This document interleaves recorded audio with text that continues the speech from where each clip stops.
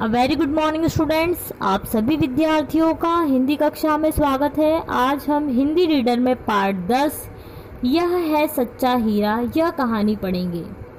सभी विद्यार्थी अपनी हिंदी रीडर की किताब निकाल लीजिए, पेज नंबर 72 पर आ जाइए। पार्ट 10 यह है सच्चा हीरा। बहुत से लोग कई विद्याओं में निपुण होते हैं। संसार में ऐसे लोगों की प्रशंसा भी होती है, पर सबसे ज़रूरी होता है माता पिता की सेवा करना। जो माता पिता की सेवा नहीं करते, सर्वगुण संपन्न होने पर भी उनका जीवन क्या है, व्यर्थ है। तो आइए इस कहानी को पढ़ते हैं। शाम का समय था, सूर्यास्त होने वाला था। कौन सा समय था? शाम का समय था। और क्या होने वाला था? सूर्यास्त, यानी सूर्य अस्त होने वाला था। पक्षी अपने अपने घरों की ओर लौटने लगे थे। कौन लौटने लगे थे? पक्षी जो होते हैं वो अपने अपने घरों की ओर लौटने लगे थे।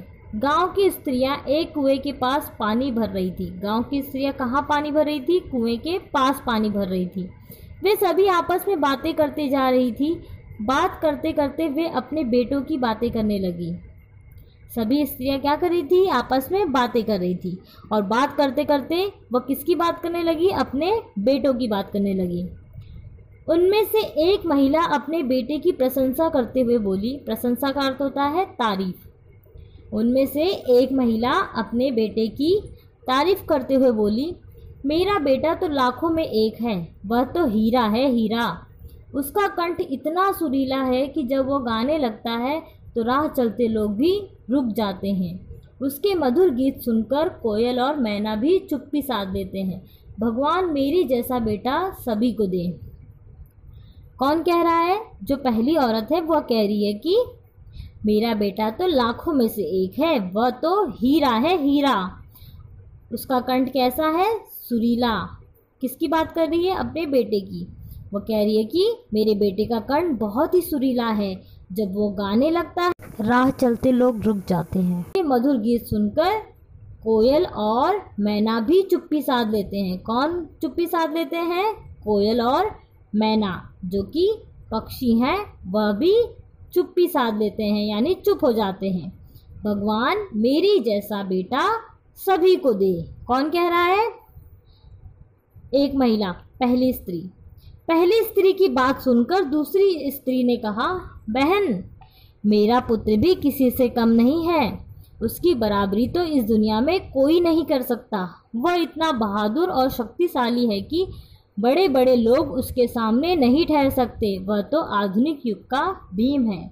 दूसरी औरत भी पहली औरत की बात सुनकर चुप नहीं रही। वह भी कहने लगी कि मेरा पुत्र भी किसी से कम नहीं, वह बहुत ही बहादुर और शक्तिशाली है।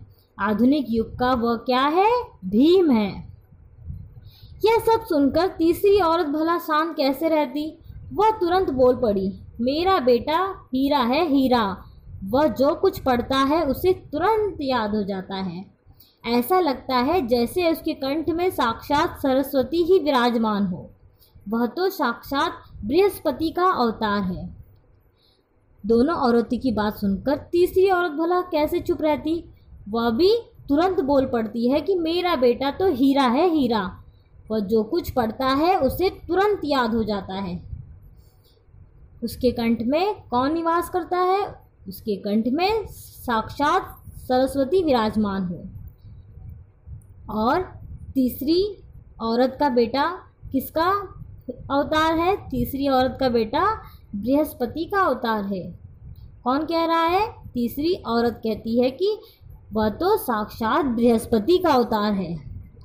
चौथी स्त्री उन तीनों औरतों की बातें बड़े ध्यान से सुन रही थी, पर वह चुपचाप बैठी रही। उसने अपने बेटे की कोई प्रशंसा नहीं की। किसने अपनी बेटे की प्रशंसा न की? जो चौथी स्त्री थी उसने इन तीनों औरतों की बात ध्यान से सुनी, पर उसने कुछ भी नहीं कहा। वह चुपचाप बैठी रही। उसने अपने बेटे की प्रशंसा न की। तभी एक स्त्री उससे बोली, बहन तुम क्यों चुप बैठी हो? तुम भी अपने बेटे के बारे में कुछ बताओ। चौथी स्त्री ने धीरे से कहा, बहनों मैं अपने बेटे की क्या तारीफ करूं? वह ना तो कोई महान गायक है, न ही वह भीम जैसा बलवान है और न ही उसके गले में सरस्वती का निवास है। मेरा बेटा तो एक साधारण सा इंसान है। चौथी स्त्री तीनों महिलाओं से क्या कहती है? चौथी स्त्री तीनों महिलाओं से कहती है कि मैं अपने बेटे की तारीफ क्या करूं? ना तो मेरा बेटा महान गायक है, ना ही वह भीम जैसा बलवान है और ना ही उसके गले में सरस्वती का निवास है। मेरा बेटा कैसा है? मेरा बेटा तो एक साधारण सा थोड़ी देर बाद वे स्त्रियां पानी भरकर घड़े अपने अपने सिर पर रखे हुए वापस जाने लगी। तभी किसी के गाने की मधुर आवाज़ सुनाई पड़ने लगी। यह सुनकर पहली स्त्री खुश हो गई और बोली, सुनो, यह मेरे बेटे की आवाज़ है। मेरा बेटा गा रहा है। इसकी आवाज़ कितनी सुरीली है। वह लड़का गाना गाता हुआ अपनी माँ की ओर बिल्कुल ध्यान दिए बिना उसी रास्ते से निकल गया। तो सभी स्त्रियां क्या करती हैं? सभी स्त्रियां पानी लेकर कुएं की ओर से निकल पड़ती हैं। और थोड़ी देर बाद स्त्रियां पानी भरकर कहाँ जाती है? थोड़ी देर बाद स्त्रियां जो होती हैं वो पानी भरकर घड़े अपने सर पर रखकर घर की ओर जाने लगती हैं, वापस जाने लगती हैं। तभी उन सभी को, चारों महिलाओं को किसकी आवाज़ सुनाई देती है? गाने की मधुर आवाज़ सुनाई पड़ती है। और यह सुनकर पहली औरत जो होती है, पहली स्त्री होती है, वह खुश हो जाती है और कहती है कि सुनो, यह मेरे बेटे की आवाज़ है। कौन गा रहा है? पहली स्त्री कहती है मेरा बेटा गा रहा है। इसकी आवाज़ कितनी सुरीली है। वह लड़का गाना गाता हुआ अपनी माँ की ओर ध्यान दिए बिना वहाँ से उसी रास्ते से निकल जाता है।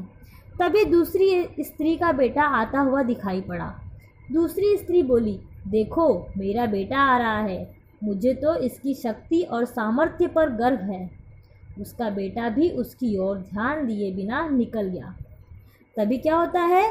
तभी दूसरी स्त्री का बेटा भी वहाँ से आते हुए दिखाई पड़ता है और दूसरी स्त्री भी बोलती है कि देखो, मेरा बेटा आ रहा है। मुझे तो इसकी शक्ति और सामर्थ्य पर गर्व है। और उसका बेटा भी क्या हुआ करता है? उसका बेटा भी उसकी ओर ध्यान दिए बिना वहाँ से निकल जाता है। अभी वे स्त्रियाँ कुछ आगे बढ़ी ही थी कि तीसरी स्त्री का बेटा संस्कृत का श्लोक पढ़ता हुआ निकला।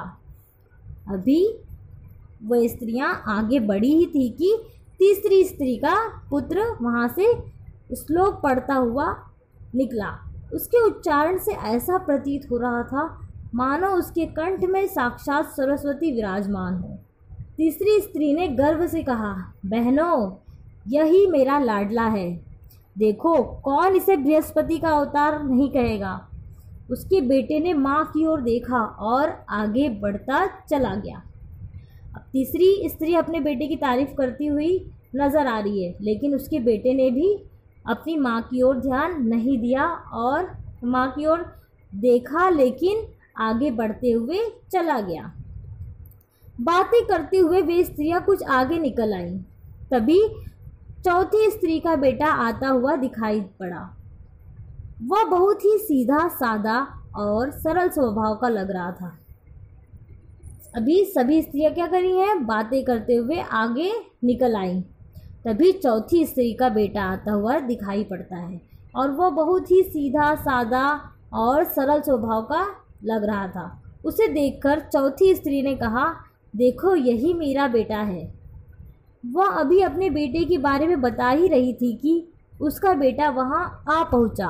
उसने माँ से कहा, अरे माँ, तुम पानी ले जा रही हो? लाओ, घड़ा मैं पहुँचा दूँ। माँ ने कहा, अरे बेटा, मैं ले जाऊँगी। माँ ने क्या कहा? अरे बेटा, मैं ले जाऊँगी। वह मना करती रही, लेकिन बेटा नहीं माना। उसने उसके सिर पर से घड़ा उतार कर अपने सिर पर रखा और घर की ओर। चौथी स्त्री का बेटा कैसा था? चौथी स्त्री का बेटा सीधा सादा और सरल स्वभाव का था।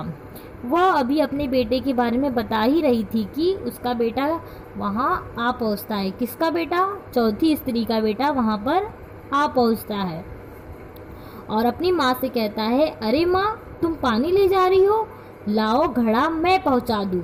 माँ ने कहा, माँ उसकी जो है वो कहती है कि अरे बेटा मैं ले जाऊंगी। वह मना करती रही, लेकिन चौथी स्त्री का बेटा नहीं माना और उसने क्या किया, उसने अपनी माँ के सर से घड़ा उतारकर अपने सिर पर रख लिया और घर की ओर चल पड़ा।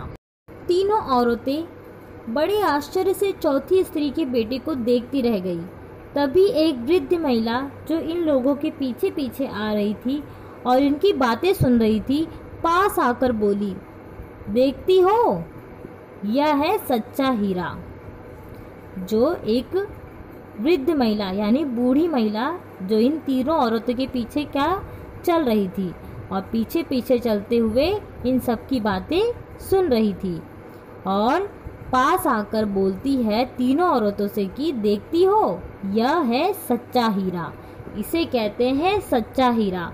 तो बच्चों, इस कहानी से हमें क्या सीख मिलती है? इस कहानी से हमें यह सीख मिलती है, चाहे हमारे पास कितने ही गुण क्यों ना आ जाए, लेकिन सबसे ज़रूरी होता है अपने माता पिता की सेवा करना। जो बच्चे अपने माता पिता की सेवा नहीं करते, सर्वगुण संपन्न होने पर भी उनका जीवन क्या है, व्यर्थ है, खराब है। तो हमें क्या करना चाहिए? हमें अपने माता पिता की सेवा करनी चाहिए और उनकी बात माननी चाहिए। तो आज हमने पार्ट 10 यह है सच्चा हीरा कहानी पढ़ा। इसी के आधार पर आपको असाइनमेंट दिया जाएगा, जिसे पूर्ण करके आपको सोमवार शाम 5 बजे से पहले जमा करना होगा। धन्यवाद।